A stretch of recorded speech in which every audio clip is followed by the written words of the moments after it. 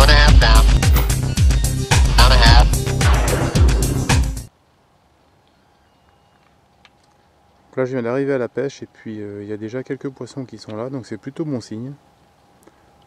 Bon, par contre la température est relativement élevée, donc il va falloir essayer de pêcher ces poissons là, je sais pas trop comment. Je vais essayer de leur mettre un petit peu d'appât en surface, voir s'ils répondent positivement. Sinon je pense que je les prendrai cette nuit dans les nénuphars, parce que comme on peut le constater là il y a vraiment beaucoup de nénuphars. Donc j'ai pas tellement de place pour pêcher, mais j'ai quand même pu trouver un petit endroit pour me positionner. Et on va pouvoir remarquer que la pêche va pas être très simple en fait. Beaucoup d'obstacles, des nénuphars, ça va être compliqué. Donc là le bateau est vraiment indispensable pour tendre les cannes, et puis éventuellement pour combattre le poisson. Je pêche un plan d'eau qui est bourré d'obstacles, avec beaucoup de nénuphars et puis une grosse végétation présente. Donc je vais essayer d'aborder ça de manière assez simple, pour essayer de prendre des poissons. Ça va pas être facile parce que bon, il va falloir pêcher frein serré, éventuellement attacher les cannes. Donc moi je vais vous montrer comment j'aborde cette pêche. Alors c'est peut-être pas forcément celle qui est la plus adaptée, mais je sais que j'ai toujours eu d'assez bons résultats en pêchant comme ça. Donc c'est une pêche où on dort pas beaucoup, il faut être vraiment derrière les cannes pour pêcher dans de bonnes conditions. Pour ce type de pêche dans les obstacles, il faut du matériel qui soit très robuste. Je vais donc utiliser de l'abysse en corde de ligne en 37 centièmes. Je sais que cette tresse là va très bien passer dans les nénuphars. Ensuite mon anti-emmêleur, je vais le réaliser avec du X-Core, donc un LED core en 45 livres, qui pareil est un gage de qualité, ça passe sans souci. Et enfin mon bas de ligne va être réalisé avec une tresse de l'Enigma, également en 45 livres, qui elle est très résistante aussi. Voilà. Comme hameçon, je vais utiliser du SB500, donc en numéro 4, c'est un hameçon fort de fer, qui va très bien résister à l'attraction du poisson. Voilà. Donc maintenant, pour pouvoir pratiquer cette pêche dans de bonnes conditions, j'ai décidé en fait d'amorcer de manière peu importante. Donc comme je vais tendre en bateau, je vais pouvoir venir mettre un petit peu de pellets. Donc pareil, du signal. Hein.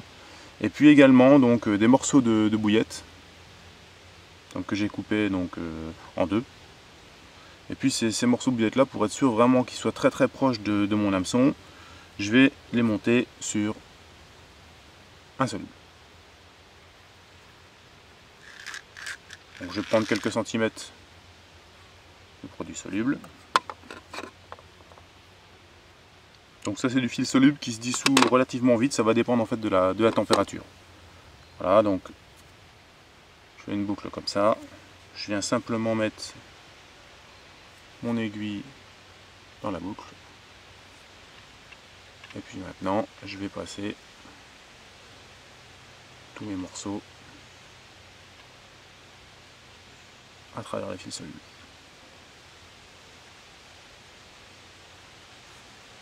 Voilà. Donc il reste une boucle ici. Et maintenant il ne me reste plus qu'à venir prendre mon hameçon et le passer dans la boucle.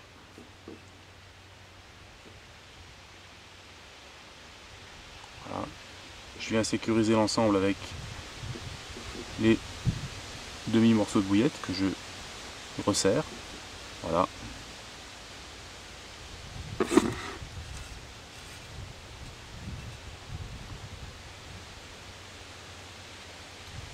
Et je vais pouvoir aller tranquillement déposer l'ensemble. Alors moi, pour avoir un petit peu plus de sécurité, parce que vous avez vu peut-être là, je pêche dans une zone où il y a vraiment beaucoup d'herbiers, des feuilles de nénuphars, etc., des branches, des arbres, je vais utiliser un petit morceau de mousse soluble. Donc cette mousse là, c'est réalisé à base d'amidon de maïs, c'est quelque chose qui va être hydrosoluble, c'est-à-dire que vous allez le mettre dans l'eau et puis ça va se dissoudre très rapidement. Et ça, je vais l'utiliser moi pour protéger la pointe de l'hameçon. Alors ce que je fais, j'humidifie une petite partie, donc je la mets en bouche, hein.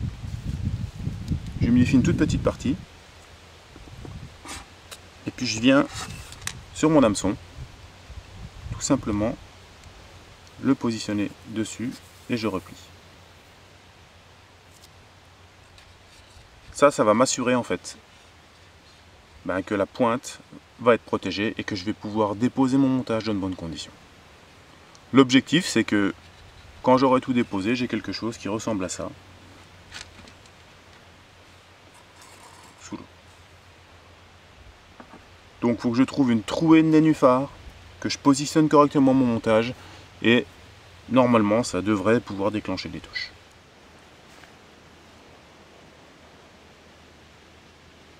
Donc on voit bien la mousse soluble qui m'aide à remonter. Et puis le montage qui est prêt à pêcher. Voilà, je viens de tendre ma canne. Il ne reste plus maintenant qu'à la fixer au sol. Donc pour la fixer au sol, c'est relativement simple. J'ai mis une petite cordelette ici sur ma canne, qui est liée directement à ma canne. Il me faut une sardine, sur laquelle je viens positionner un morceau de corde qui fait un bon mètre. Ensuite, à l'autre extrémité, un mousqueton. Je plante ma sardine en terre. Et je viens fixer le mousqueton à ma cordelette. Lorsque je vais avoir des touches, là moi je pêche frein serré, donc mais serré à bloc, la canne va avoir tendance à partir, et puis c'est cette corde là qui va permettre à la canne de ne pas finir à l'eau. Donc c'est une pêche qui demande beaucoup d'attention, il ne faut pas dormir, il faut être très très proche des cannes. Alors comme vous pouvez le constater, j'ai mis ma canne sur des pics, parce qu'en fait c'est ce qui est vraiment de plus adapté à ce type de pêche. Un rod pod, ça aurait plutôt tendance à bouger, j'aurais des touches sur toutes les cannes, donc je préfère vraiment le gérer comme ça.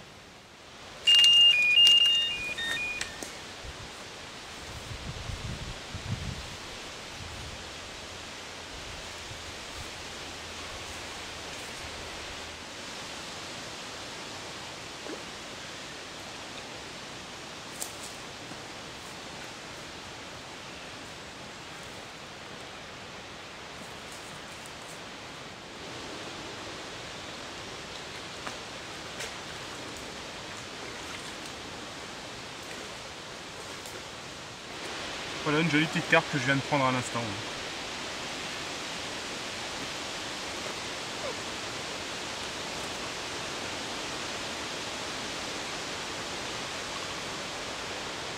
Donc je vais la remettre à l'eau et puis voilà.